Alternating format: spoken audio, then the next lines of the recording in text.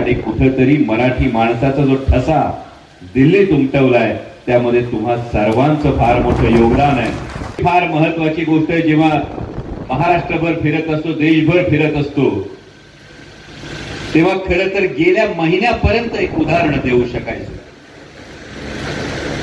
गेल्या महिन्यानंतर थोडासा विश्वास, आत्मविश्वास जळमळीत झाला, कारण कुठेही कुणी काही उदात्त, उत्तुंग, चिरकाल टिकणार असं काही सांगितलं तर ताठ मानेनं सांगायचो, अरे बघायचं असेल तर सिंधुदुर्गात जाऊन आमचा छत्रपती शिवाजी महाराजांनी बांधलेला सिंधुदुर्ग बघा, 350 वर्ष लाटा झेलल्यात तरी सुद्धा ताठ मानेनं आमचा गड तसाच उभा आहे, हे ताठ मानेनं सांगायचो।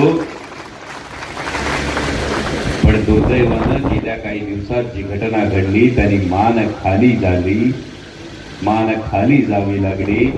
ज्या छत्रपती शिवाजी महाराजांचं नाव घेऊन या महाराष्ट्रात राजकारण केलं जातं, ज्या छत्रपती शिवाजी महाराजांचा इतिहास आठवला तरी सुद्धा आमचे रोम रोम पुलकित होतात, आमचा ऊर अभिमानानं भरून येतो, त्या छत्रपती शिवाजी महाराजांचा पुतळा उभा करण्यामध्ये असा अक्षम्य भ्रष्टाचार व्हावा की बाजूला असलेला सिंधुदुर्ग 350 वर्ष लाटा झेलत असताना अवघ्या काही महिन्यामध्ये पुतळा हा कोसळावा आणि तोही छत्रपती शिवाजी महाराजांचा पुतळा कोसळावा।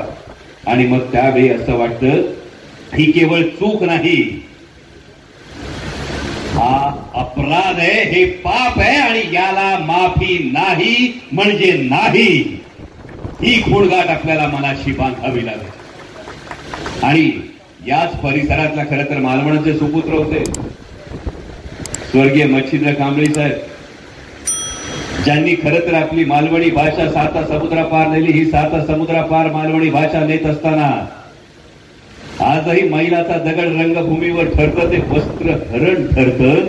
आणि त्यामुळे ज्या सरकारनं छत्रपती शिवाजी महाराजांच्या पुतळ्याच्या कामात सुद्धा भ्रष्टाचार केला, अशा 1 फूल 2 हात सरकारचं वस्त्रहरण केल्याशिवाय या निवडणुकीत गप्प बसू नका, एवढीच तुम्हाला कळकळीची सांगणं आहे।